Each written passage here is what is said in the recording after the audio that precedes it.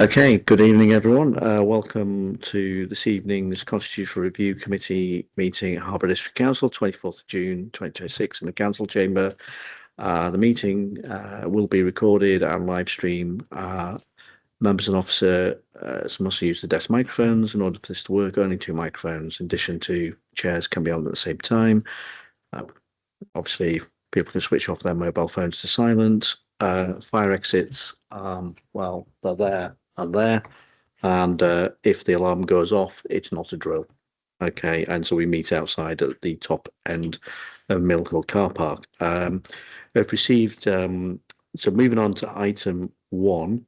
Well, before we do that, maybe just introduce who everyone is. That might be a sensible idea. So I'm Councillor King. I'm the new chairman of the CRC for the 2026-27 municipal year. So I'll just hand over to Clive. Councillor Grafton Reid for the parish of Primethorpe and Sutton, and one of the members of the committee. Okay. Peter Scott, Great Glen Ward. Leah. Hi, I'm Leah Mickleborough, Head of Democratic Services, Elections and Monitoring Officer. Sarah Hamilton, Democratic Services Officer. That's great. Thanks very much. So we're going to move on to what first item, which is apologies for absence.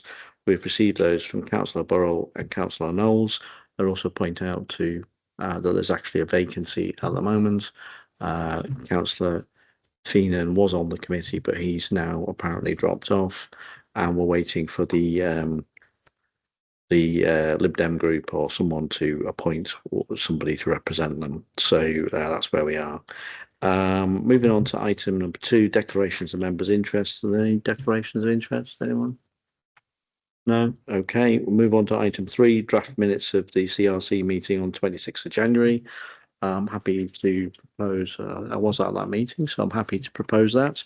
Can we have a seconder, Clive? Yeah, happy to second. That's great. We're all in favour of those? That's agreed. Thanks very much. So I'll sign those.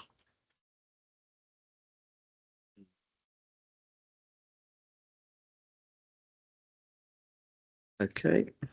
Who wants those? Sarah. Done. Marvellous. Just get that right. Okay, great. So then we're going to move on to item 4, which is the terms of reference for the Audit and Standards Committee. And I'm going to ask Leah, who's our Head of Democratic Services, Elections and Monitoring Officer, to introduce. Over to you, Leah. Thank you. Thank you, Chairman. So hopefully this item is reasonably straightforward in that we're just making a few proposed changes to the Audit and Standards Committee terms of reference to clarify their roles and responsibilities, just to line it up with good practices identified by SIPFA. So the main changes are just in 3.2. So just to set it out, approving the statement of accounts and code of corporate governance. They do those documents. It's just not explicit in the terms of reference to do that. Similarly, they already look at our risk management arrangements and strategy, but it's not clear in their terms of reference. Requirement for them to undertake training, members of the committee to undertake training, as they already do. But the particularly new item is that the Audit and Standards Committee will prepare an annual report that is referred to Council. So we've just brought this back for scrutiny, and then the suggestion is we also have it for Audit and Standards again to comply with good practice. I've deliberately tracked changes on the appendix so you can see all that we are proposing to change.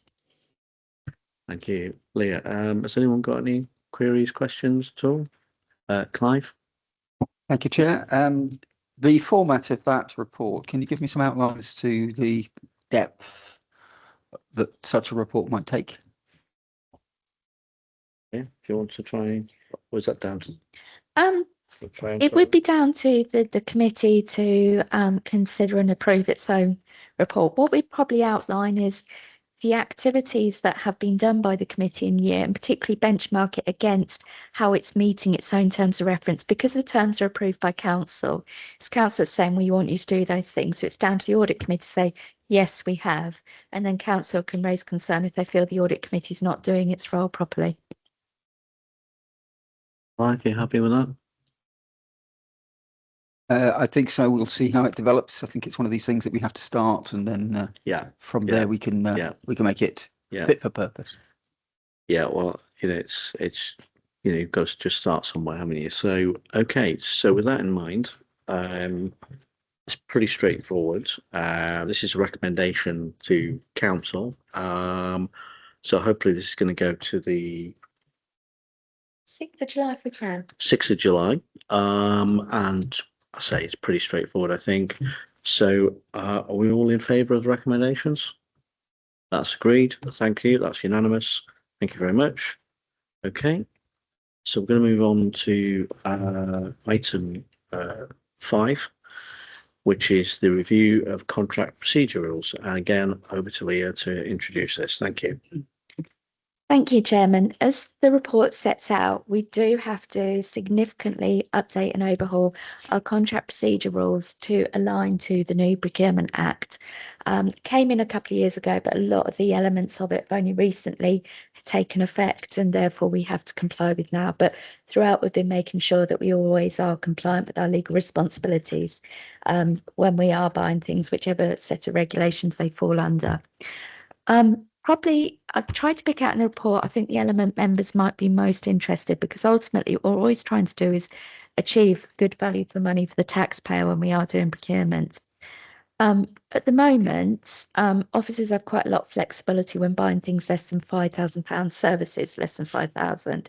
But we're proposing to lift that to 10,000 because it's fairly low risk items that we are buying, and it's there at about that threshold. It's down to officers to consider what is best value for the council. So they might go out and get quotes. They might sort of work with a supplier that they're already using to sort of extend a service or something like that, rather than go out and have to go through quotation process again. So it gives a lot of flexibility there. Then up to £30,000 again for services, we'd have the option of using a single supplier where that represents best value. But officers would then have the option to go and get formal quotes if that was the better route. And then above £30,000, they do have to do a formal quotation exercise with multiple suppliers to make sure they do get best value. Beyond 208,000, they have to follow the Procurement Act rules, which are actually surprisingly flexible nowadays, in that it says essentially you have to follow either a formal tender process or a route you choose to take. And if you take your own route, you have to make sure you publicise that in advance and stick to it. Now, what we're not proposing to change is our key decision threshold, which is £50,000. So if officers are proposing to spend more than £50,000 on something, it would have to go to Cabinet for a decision to determine whether or not that is good value and what they propose to do is the right thing to do and aligns with the council's priorities and so on. So although some of these rules do give a lot of flexibility in how we approach it, ultimately it has to stay compliant with the law, and Cabinet would have to be satisfied that it represents good value above that 50,000 threshold. So it's quite a clear check and balance. I've talked about that in light of services. We are proposing something slightly different in terms of works, and I think it's probably the more controversial element potentially, in that with works, the legal threshold is actually at 5 million. So £200,000 for services, 5 million for doing capital works. So above 5 million, we have to follow the Procurement Act process. What we are saying is that there will be quite a lot of flexibility below £1 million. So it could be that, just to give a simple example, say there needs to be a third phase of works to this building, we might determine actually the best value approach is to use the existing suppliers that have already been doing work through 2 phases, don't have to take all the scaffolding, all that sort of thing. And if it's less than £1 million, there could be the flexibility to do that. But again, Cabinet would have to approve that because it's over 50,000.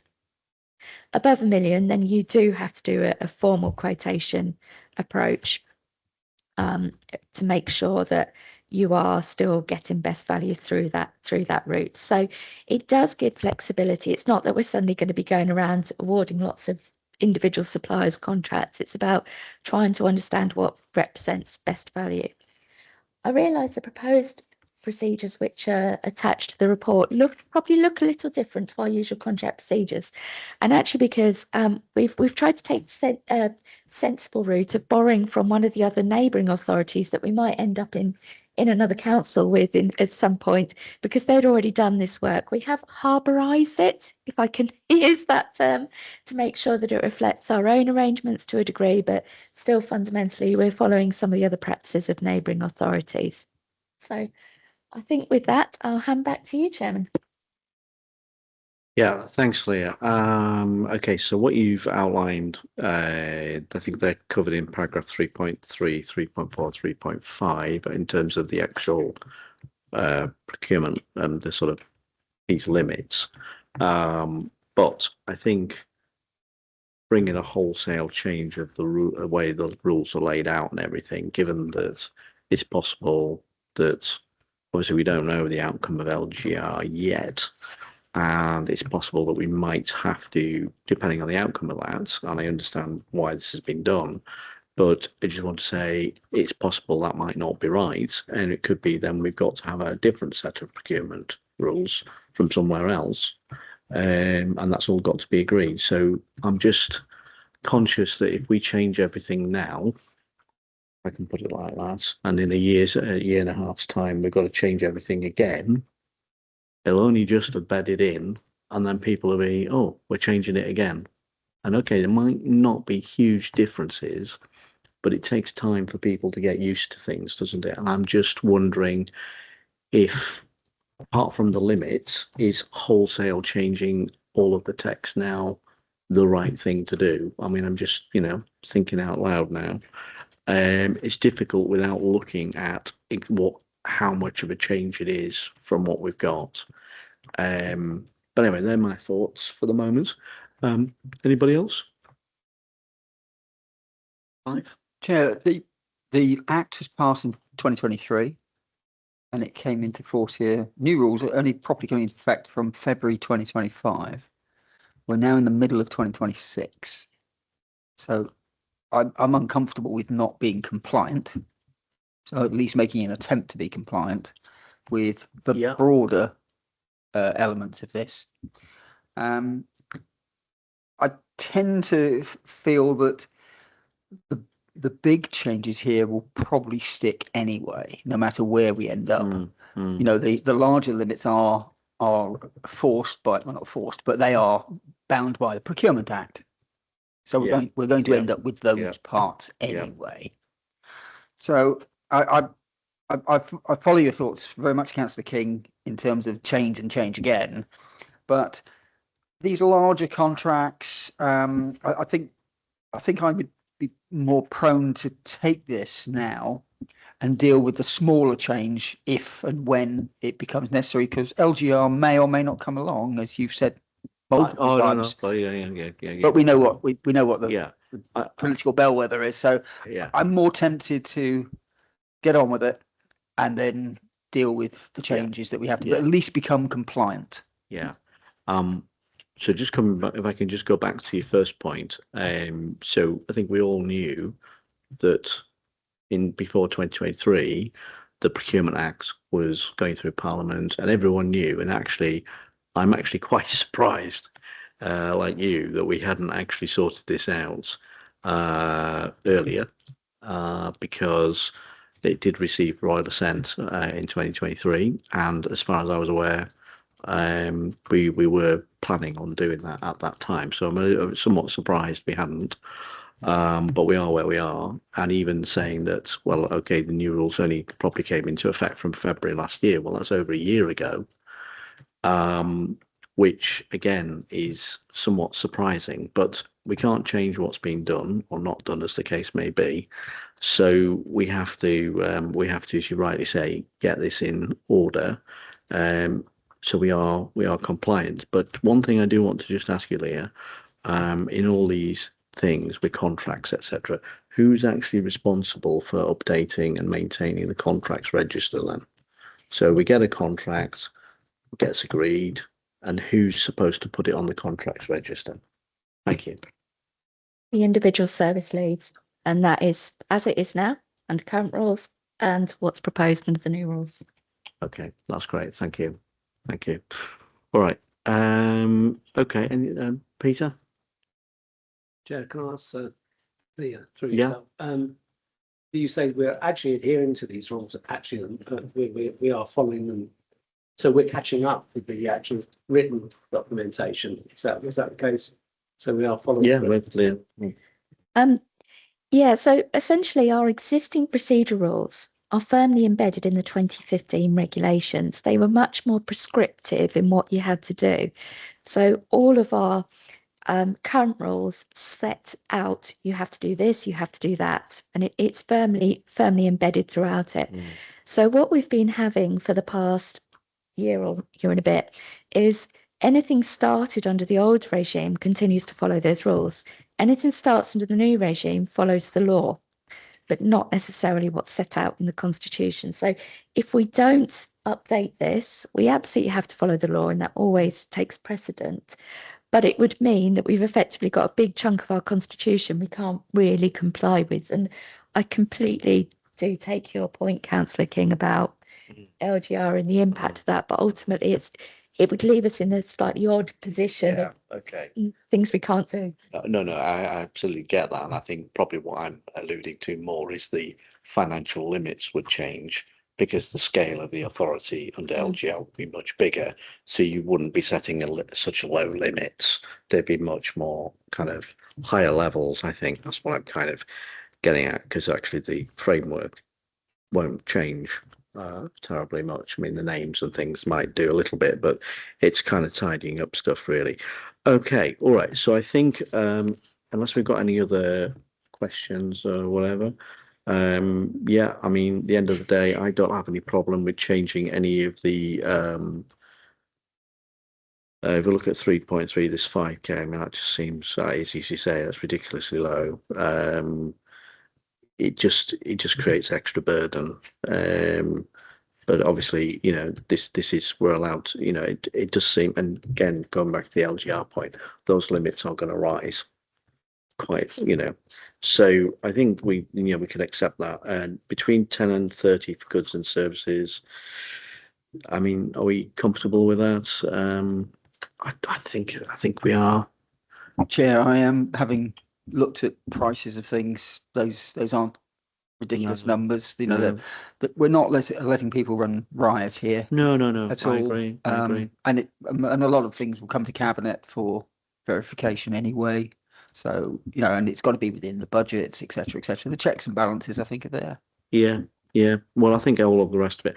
And the only thing I would say might be helpful if this comes to council is if you had a what's changed, just to clarify the what, because I can envisage one or two members getting a little bit angsty on the details, and it is a lot of detail, and so I think we just need to maybe, I don't know whether there needs to be kind of, this is what it says, this is what it's changing to, or if there's, I don't know, some sort of flow chart, dare I say, whatever. But I think just presentationally, if we could just look at that maybe, because there's a lot of words to look at, but it's, and I know there are tables in the text and everything, but I think it's just about what are we actually changing, and what difference is it actually going to make. But I take your point. So okay, so we're being asked to provide our views on the draft reviews contract procedure rules to enable their consideration by council. So I think we've given you our views. We're not being asked to recommend anything else. So no. If you want to have a view, my view is that the document as drafted gives a good outline of the direction of travel, and I'm happy that goes forward to cabinet. Well, if we could just with some guidance note, but it's a short. Yeah, it doesn't want to be long. Just kind of. If it takes more than one side of A4, it's failed. Is that okay? I'm very happy to do that. Flow charts would take a bit longer because there's all sorts of different routes. All right, well, don't worry. But there's some of those online, and I think we'll replicate it. But you're right, because I know one or two councillors will mention that if we don't, so I'll cover it. I mean, just a couple of examples, maybe, rather than getting into a detail. But I mean, I think it's just what is the main change that we're talking about, and I think you've outlined the report has outlined that, but I think it's just the threshold numbers. They just need to be drawn out, I think. But perhaps a little clearer than they are, but that's great. So, okay, with that in mind, as I say, we're happy to recommend this to council, and that's unanimous. Yeah, that's agreed. Yeah, thank you very much.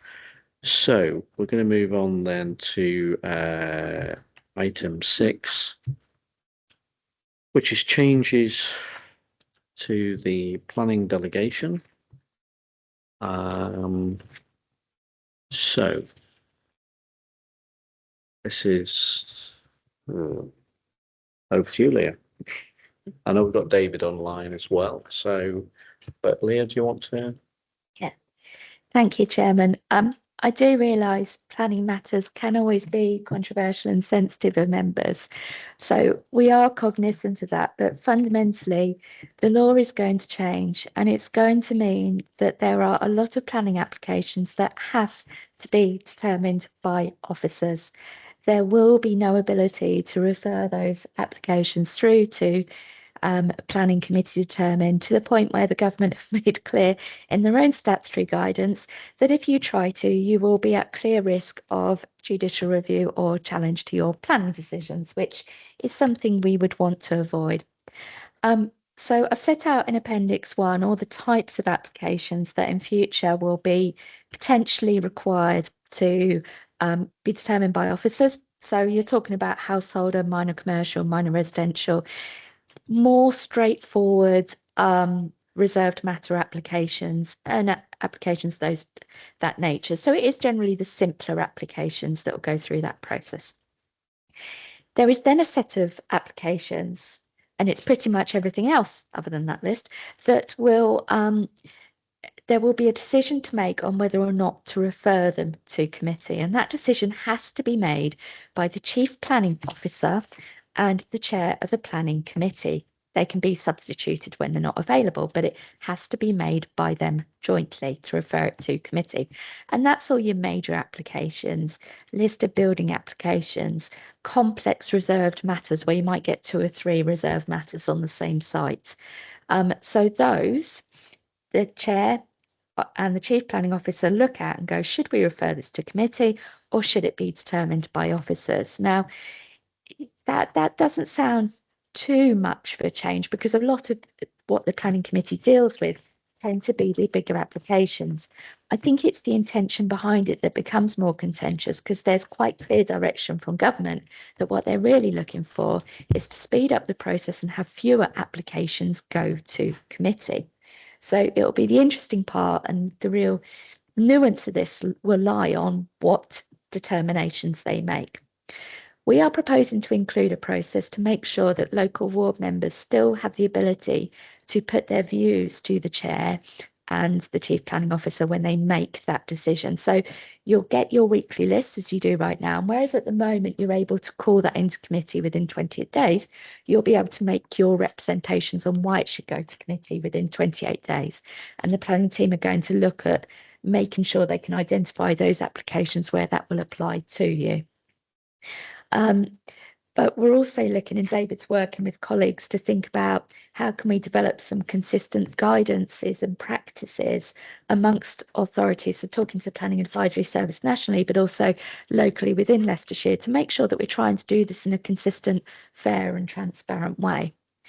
The statutory guidance will also include potential criteria that we can share with members. So when you're putting forward your views to local ward member, you know the criteria we're looking at, so you can demonstrate how you feel it meets that criteria. But it also, again, helps make sure we're trying to do this in a consistent way. So I think in practice, when you look at it, it's not too complicated, but I think in theory, the way that it's applied and those nuances of what goes are probably going to be where the test of this comes. Now, we're bringing this before you today because we are expecting that this will have to have effect probably now by the 31st of October. It's a little bit unclear. It could be 30th September, but I think the government are now saying 31st of October to bring this in. So this would need to go to council in September. And this is the final meeting of the Constitution Review Committee before that council meeting in September. So useful to get your views today. It is possible, because there's only draft regulations at the moment, the regulations could change. And if they do, then we can continue to consult with you as a committee on what's happening and what's emerging. So that if ultimately you feel let's get an emergency meeting in September, we can do that. Or you can provide your views to me via email that we can take into account when this finally goes to council in September. Thank you. Yeah, thanks for that, Leah. Before I bring you in, Peter, I'm just going to bring David in, who's online. David, did you want to add anything to this, or is there anything else you can add that's constructive at all? Thank you, Chairman. Leah's covered it brilliantly. The officers are having some training on this in the days ahead as well, so we'll know more from that. Also aligned to this is the introduction of the new planning policy framework in July. We don't know the exact date, but there's a link between this and that as well, and how that works in regards to this. We are, as Leah has said, looking at a protocol, really, a process that we have robust transparency as to how applications are considered, as to whether they should come to committee, the schedule, 2 applications, reaching out to other authorities for best practice as we speak, and also reaching out to PAS as well for best practice on that.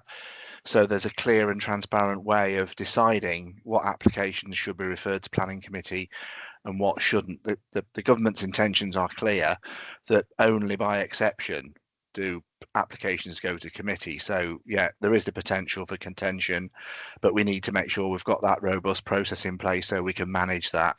And I'm also thinking about communications, Councillor King, on this as well in the committee, because clearly it'll need to be communicated quite robustly and well to the local community, because it's quite a big change for many people in the way this planning system's operated now for a number of decades.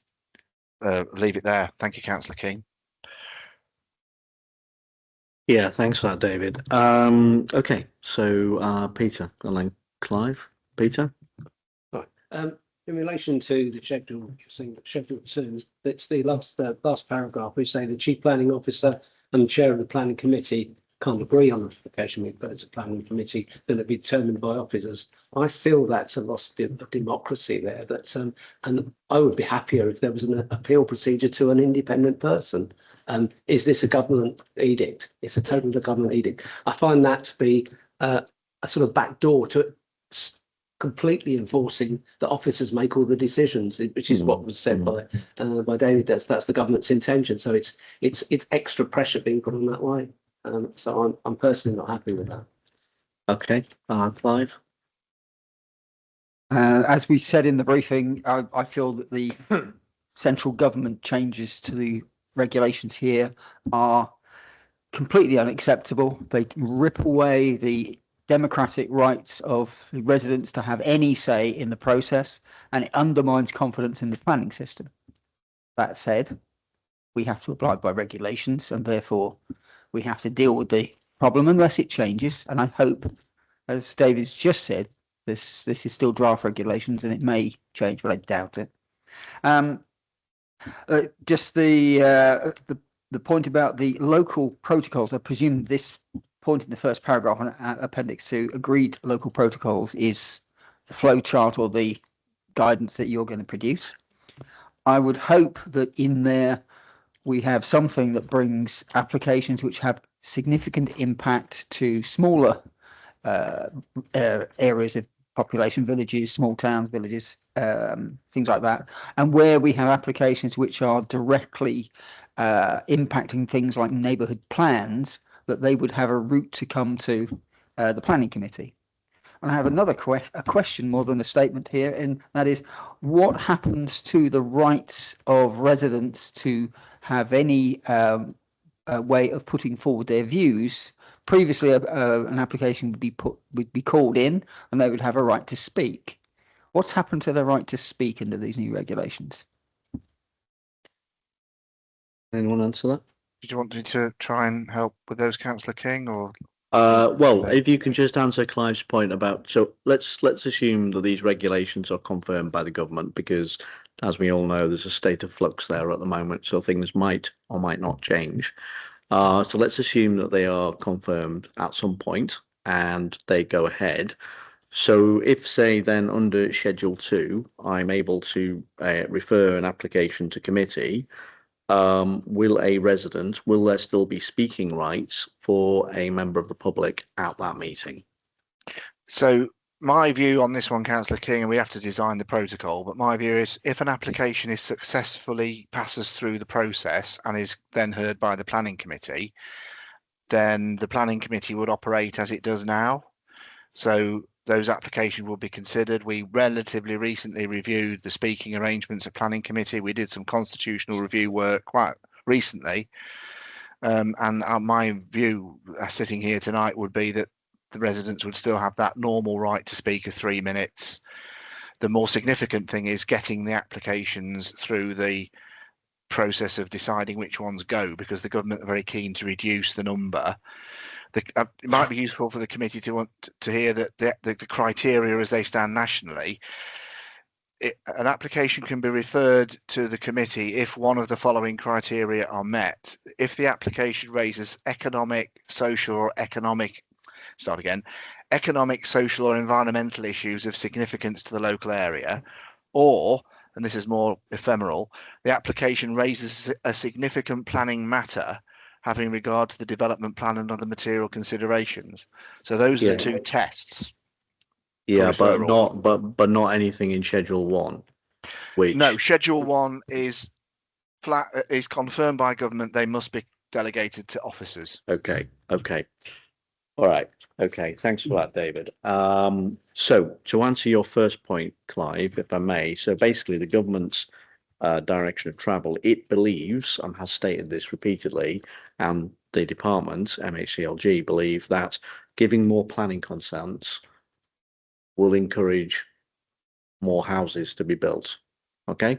The fact there are no homes being built at the moment because of the economic conditions has got nothing to do with it. And as a member of one of the LGA boards, neighbourhoods board, a committee that looks at this, there are, broadly speaking, 1.5 million consented units of housing dotted around the country currently that are yet to be built out. That have permission that are not being built out. And we have some in Harborough. That is the same. So, how's this going to help anything? Now, the question I had for you, David, is can you just confirm what is the percentage of applications that currently at Harborough that are delegated to officers that officers determine versus committee? Because I'd just like you to put that on the record so if anyone watching this is clear about what we're talking about. Councillor King, absolutely, I'm happy to.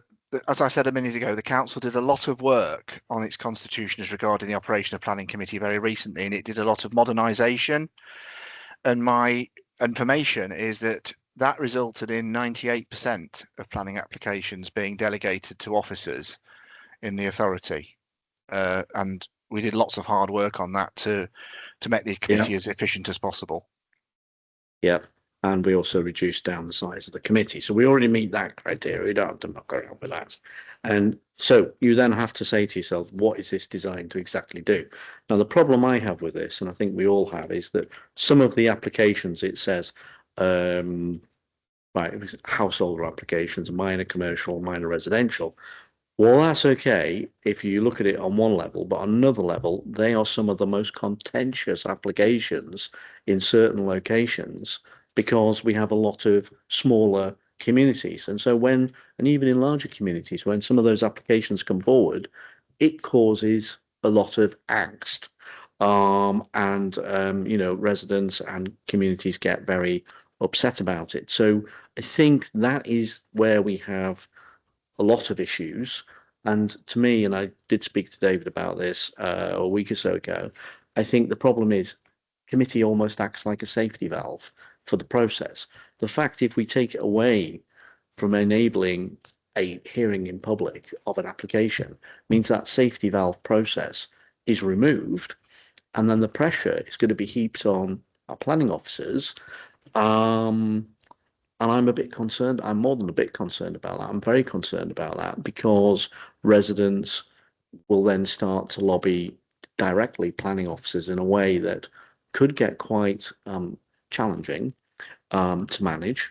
And, and some may feel intimidated, some may feel not intimidated, and there could be different reactions to that. And I'm a bit concerned about it. I mean, obviously, some of it is, it's frustrating, isn't it? But I think, and then you on top of that, you've got the fact that if you are currently set to refuse an application for 150 homes or more, the government will say, thanks very much, we'll look at that now. So I'm concerned that the local decision making ability for local elected and locally accountable representatives is being removed by stealth, and not by stealth anymore. It is upfront and central, isn't it? So I'm not really sure. I know what you're asking us to say, Leah. I think we probably do need to have a meeting in September when we've got confirmation of these rules. But I do think in the meantime, I will be speaking to the leader about this. I think we probably need to make some very robust representations and encourage other local authorities to do that also about the impact that these basically unwarranted regulatory changes are going to have on basically, as you mentioned, Clive, the democratic process and accountability. So I think that's something we need to consider, and certainly whether we do that, I think I'm also I can speak to the leader. We can all do that and ask him to do that. But I think maybe whether as a committee we need to make that recommendation that the leader be asked to make representations. Clive, you have a thought? A further question, if I might, for David, through you. Yeah, absolutely. Yeah. I don't see any mention here of what happens for parish councils who at the moment are currently consulted on all planning applications. It appears from this text that they've disappeared completely. Yeah. It would still be part of the process. But they have no input whatsoever. Yeah, so they'd act like a consultee just as they do now, and we'd continue to consult with members and public. And if you even got to the stage of, sorry, I wasn't meaning to go across. If you got to the stage of where it was being talked about that parish councils or town councils might be given delegated planning powers, there wouldn't be much point for most of them because they won't be able to determine them anyway, because it'll all be delegated to officers because most of them are small applications. So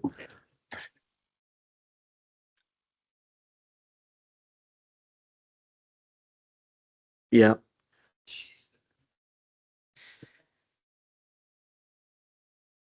The smaller villages can see this where we have people doing small developments that masquerade as self-builds, staying under the limit of 10. So we have, small developments of self-build at 9 to avoid making any contributions, being delegated to officers who won't have local knowledge. There will be no opportunity for local knowledge to be input into the decision making. So it's a major filleting of the regulations, and it will seriously damage confidence in the planning process. And I think that that planning officers will be pilloried for no fault of their own because of these regulations. I think it's unfair on the officers, and it's deeply disappointing in the damage to the democratic process. I agree with you completely, Clive. I think it's going to cause all sorts of unintended consequences, and not least is the additional pressure that's going to be put onto case officers by applicants, by opponents, by councillors, and also additional pressure that's going to be put on councillors who will be virtually powerless to do anything about it. And so I think all round I think, we probably need to think about what we do here. David, just to help me clarify this again for the record, in the Schedule 1, it says that minor commercial applications will be delegated and minor residential application. What's a minor commercial application? Well, Councillor King, my best answer to that is, as Leah has said already in her presentation, is we're waiting for the final regulations. So we don't know. And we're waiting for, I would imagine, we're also waiting for planning guidance on this, because normally what happens is there's secondary legislation and the regulations, and accompanying those is guidance, planning guidance, Yeah. policy guidance, which will need to explain what the government means on some of these in non-specific terms, like a significant planning matter for one of the call-in reasons. Councillor King, could I just clarify one other thing that Councillor Grafton Reid mentioned, Yes. please? Yes. And Leah mentioned it as well when we were talking to about parish councils, that the consultation on planning applications is not going to change. So when Councillor Grafton Reid said what happens to residents' comments, are they still able to comment? The 21-day consultation period on applications still there. All of that remains. It's just whether then it's the decision-making process once it gets back into the council that is proposing to be changed here, not the consultation process on the applications themselves. So can I just ask you, David, then, a minor residential application, what's that classed as? Well, minor residential, it includes development of up to 9 dwellings on sites of less than half a hectare.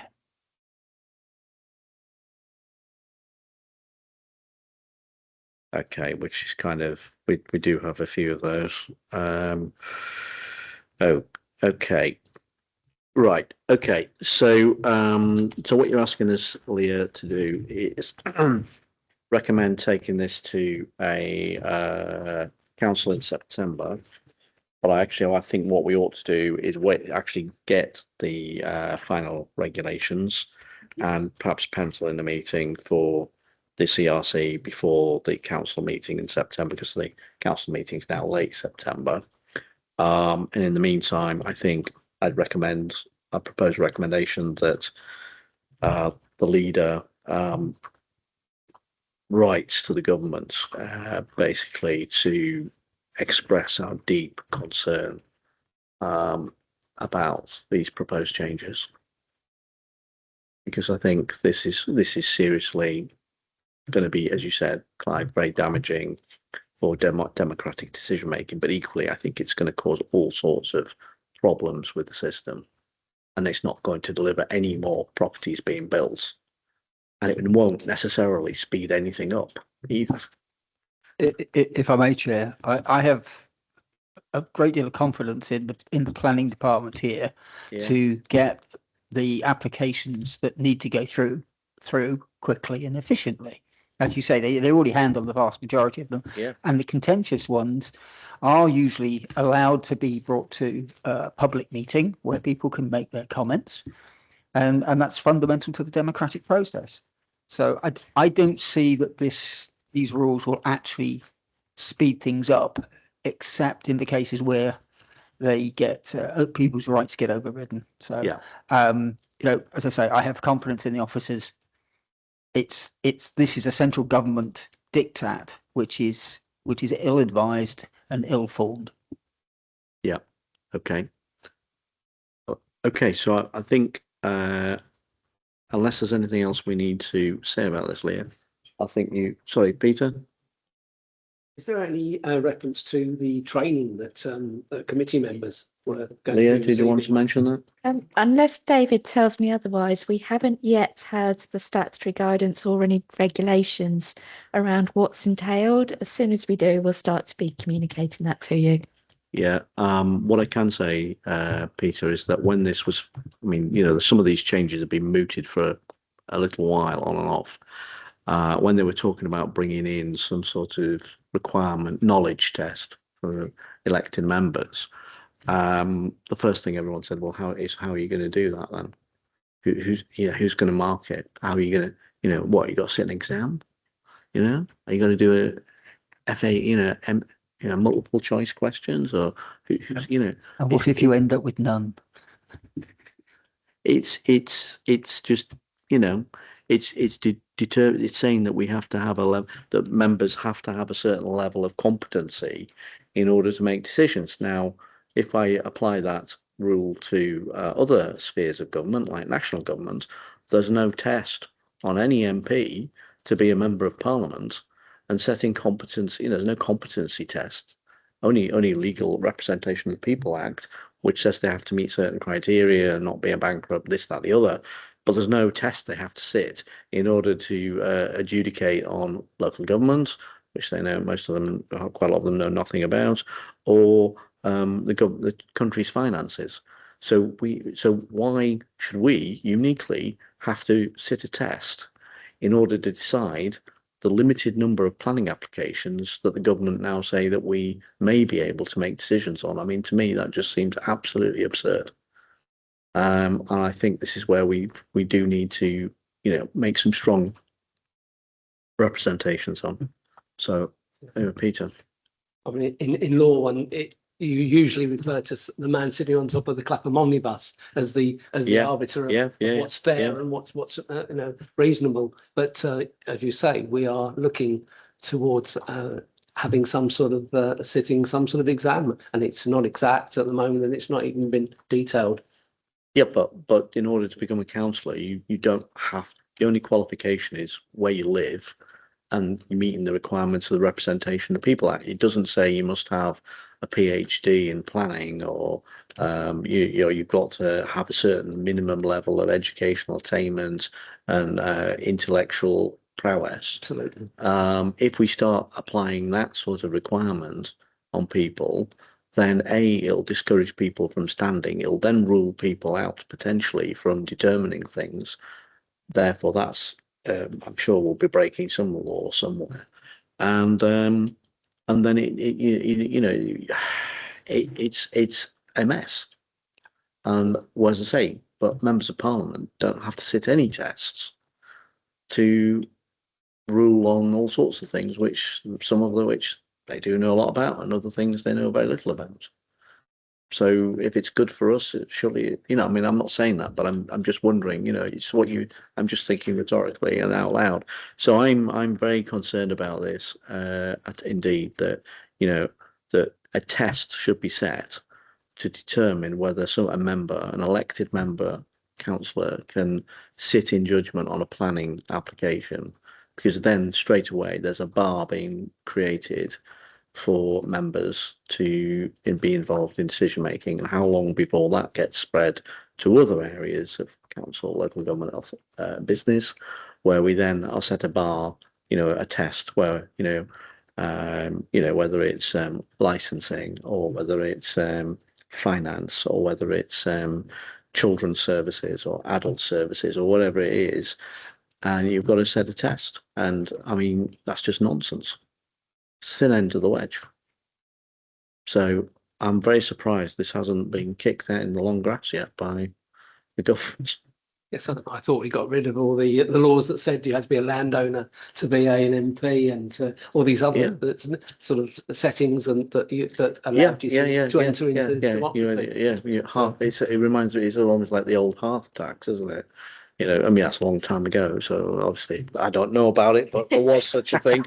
Or what about, you can go around now, you can see buildings, older buildings, certain times period, where they have boarded up windows, don't they? Because there was a window tax. Sorry, Leo.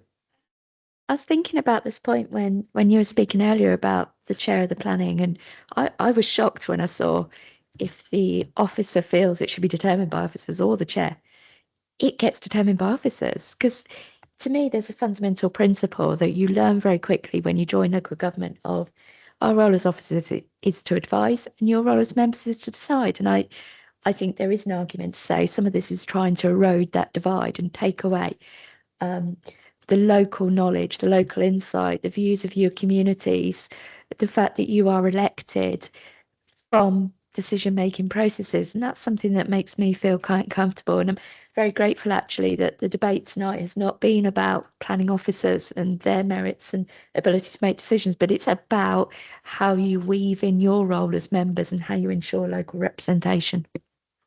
Yeah, no problem. I mean, at the end of the day, planning officers are professionally qualified. You do have training. They do have training. They do have professional standards. They have memberships. They have things they have to do in order to, give us advice and give applicants advice, etc. That's absolutely right. They're professionally qualified. That our view, our job role, if I want to put it better description, is to take that, if it's in a committee, and listen to what's said, and then kind of almost adjudicate and say, well, actually, I've listened to everything, and I think X, and that sometimes that's in favour of what the professional advice is, and sometimes it's contrary to that professional advice, and that's the process we have. That's the democratic process. This fundamentally erodes that because it says all that stuff there. No, you can't do this anymore. You're just going to let the professionals do it. No choice about that. You can just do this little segment here, which is going to be even less than what we do. We do 2% now. It goes to committee. Probably less than that, I should think. So I'm mightily concerned, like everyone else, and I'm surprised this hasn't attracted more attention nationally. Maybe it will over the next few weeks. But I think what we need to do is, is as I say, if we make a recommendation, I'll be speaking to Councillor Wellband about this and see if we can get this raised up. I mean, I've already raised it through our political LGA group as to what we're doing about it, but I haven't got an answer yet.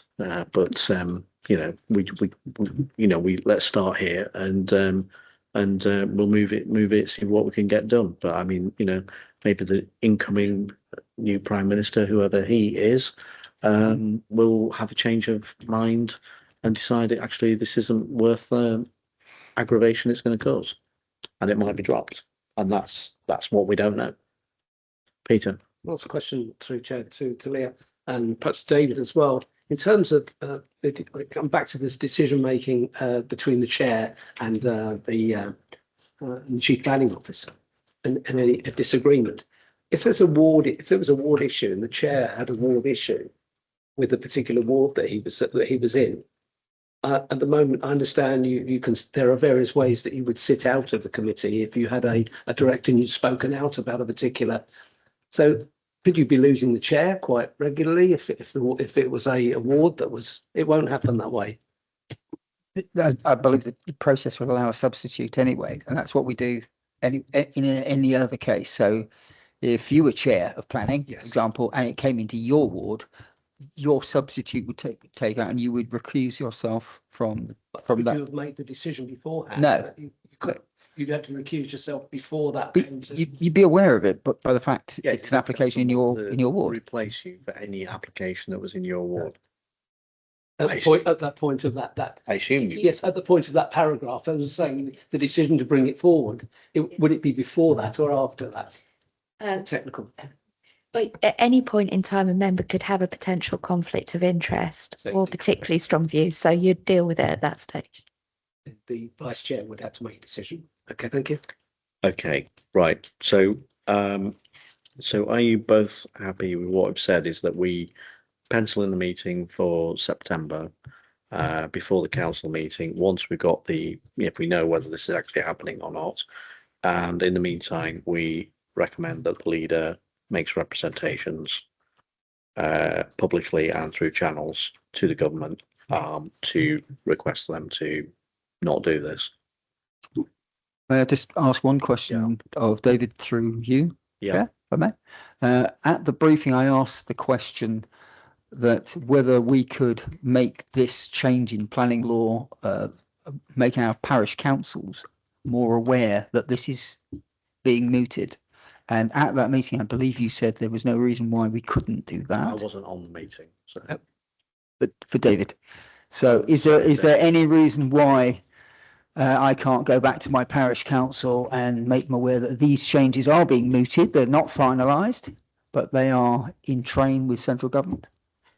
Absolutely, Councillor Grafton Reid. What I was saying, I think, was that we hadn't had that briefing yet, and for the officers to issue slides to your good self what hadn't been gone through might make it a tricky for your good self. So the slides have been sent to members, so you've heard the briefing. So absolutely, the slides are there. What I think we need to do is communicate this out. My personal view would be communicate this out to parishes in one go when we've learnt more about it. But councillors, matter for councillors, you're the community representative, so you've got the material, but we don't know everything yet. We're still getting training, and then you may face 202 questions that we don't know the full answers to, and things could still change, as Leah said. So just probably exercise caution Yeah. So thank you very much for that, and I fully accept the fact that it's not solid yet. But at this stage, if people were more aware that these changes are being mooted, they would have an opportunity to make a representation through their MP or through the democratic processes to try and get some influence to see something done. Okay, so I think at the moment, so I get that. I get what David's saying. I think what certainly politically we can do that. Council won't do that at the moment because of I should think. We can't make a public statement as a council. No, I wasn't saying that. But you can find these changes on a web search. They are in the public domain, but people don't see that. But there's no reason why someone who was councils received a briefing from Alf or somewhere like that about don't believe so. But that doesn't really matter. What I'm saying is that the information about the proposed changes is in the public domain, unless someone tells me otherwise. If you go to look for it, yeah, all we would be doing is saying to our parish councils, be aware that this is in the public domain and it is under debate. Okay, so what I would suggest then, just picking up what's been said, I think what might be sensible then is if there was some sort of advance notice to parishes and town councils that was sent out to say exactly what you just said, Clive, to just make you aware, if you weren't aware already, government is planning these changes, that we're currently waiting for the final iteration, if indeed it comes about. But if they do come about, this is what it may mean. And we'll update you with more detail when we've got the final information. And also we've decided, I mean, that's kind of, but I do think it's probably sensible to send something out. And also to picking up Councillor Grafton Reid's point about consultation, there'll still be a consultation process for parishes and parish, but the issues really, it's not about that. It's more about there won't be a call in for the smaller contentious issue applications, but also we don't have all the final detail. Does that summarise what you said? I think it does, but district councillors are free to alert our individual parish councillors that this is on the government website. But I think it might be sensible if we did it as if the corporate entity did it, if that's possible. If you can prepare a briefing note, then it's fine. But some sort of advance warning, advance notice, David. Yeah, Councillor. Yeah. That absolutely. What I suggest is we set out a factual briefing of what we know now. Yep. We're waiting final version of the full picture. It may happen. It could happen later in the year. I'll speak to Nicola in the development management and the comms team, and perhaps we send that to parish clerks as a circular email. I think it's worth doing now because, you know, a lot of the parishes, they'll have a meeting in now or July.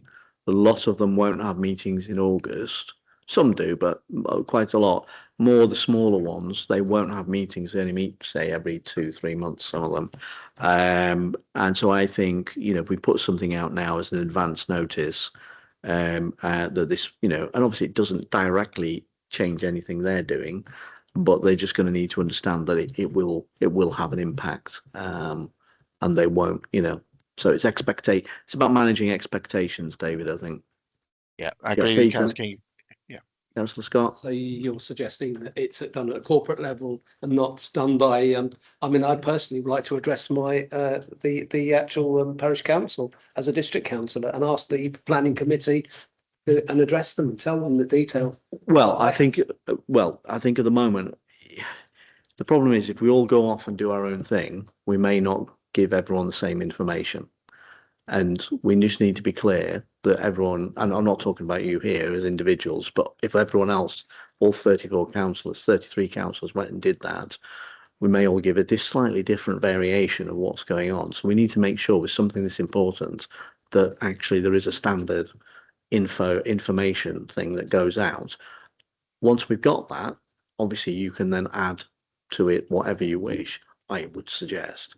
But I just think rather than us firing off now, So, yeah,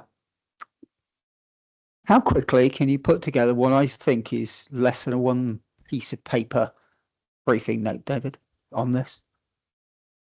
I'll speak to the officers tomorrow, Councillor Grafton Reid. And I shouldn't think it'll take very long. We've already got the information. We've already put it together. So as you saw the other night, so it's only using that information that we presented a couple of nights ago and putting it into one sheet, a factual update, and stressing that this is still a work in progress. Government haven't made final decisions. They're indicating when it might come in, and stick to the facts, and then we take it from there. I think that's entirely acceptable. That, you know, we know this is coming. I will have conversations with other councillors saying, go and look at the government website, because anyone's free to look at the government websites. no, I take your point, Clive, but I think, so is that something clear, David? That's something that could be done relatively quickly? Yeah, I'm slightly imposing on David, but I expect we'll just want to run it past Councillor Mrs Page because she's portfolio holder as well, just so she's in the loop. I've already written it down. I was going to. I've written down standard info. I'm sheet goes out. absolutely. I'll consult with Councillor Page. Yeah, I've written it down here. Planning portfolio holder. Well, if we could, you know, if we're able to do that in the next sort of week or so, I would say. I think a week is adequate. Yeah, I would think that it's just about getting advanced. It's information sharing. What? Yes, I think this is. Sharing. I think that's right. We just need to get that done. If you know, because you just assume that NALC and LALRAC might have actually done that already, but obviously they haven't got around to it. But they may or may not have, but not all parishes are members of those organisations. That's very true. And many of them are leaving those organisations. Oh, I didn't know that. Because they're not actually that effective. Right. So there's okay. That's another discussion elsewhere. Another discussion elsewhere. Okay. All right. Well, we've had a good sort of discussion about that, but are you comfortable with what we've said? Okay. All right. So with that, we're going to move on to, and everyone happy with what was it? Okay, great. So moving on to item 7, any urgent business. There isn't any. So I'm very pleased to say we've now reached the end of the meeting. Thank you very much for attending. And if anyone's watching this online, thank you for doing that. And thank you. Have a good evening. Bye.